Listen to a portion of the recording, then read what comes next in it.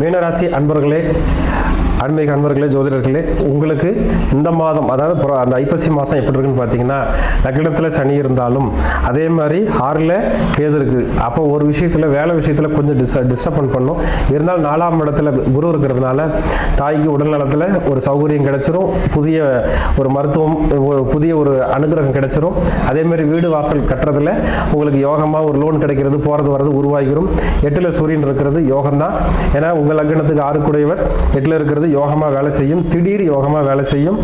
இந்த மாதத்தை பொறுத்த வரைக்கும் சுக்கிரன் உங்களை லக்னத்தை ராசியை பார்க்கறதுனால தேவைகளான கிடைக்கும், பெண்களால் உதவி கிடைக்கும், பெண்களால் யோகம் உண்டாகும், பெண்களால் சில நேரத்தில் தொல்லையும் உண்டாகும். அளவு கடந்து எந்த விஷயத்தையும் செய்யாதீங்க. அதற்கான அமைப்பை உருவாக்கி நீங்கள் சரியாக பயணிச்சிங்கன்னா யோகமான அமைப்பு உருவாகும். மகாலட்சுமி வழிபாடு இந்த மாதத்தில் உங்களுக்கு சிறப்பை தரும். மனைவி கிட்ட எதையும் கேட்டு நீங்கள் செஞ்சீங்கன்னாவே இந்த மாதம் உங்களுக்கு 100% சிறப்பான மாதமாக அமையும். அல்லது பெண்களிடத்தில் கேட்டு எந்த விஷயத்தையும் செஞ்சீங்கனாலும், தாயார்கிட்டயோ அக்கா கிட்டேயோ அம்மா கிட்டேயோ கேட்டு நீங்கள் எந்த ஒரு விஷயத்தை செஞ்சாலும் யோகமான மாதமாக அமையறதுக்கு சிறப்பாக இருக்குதுங்க.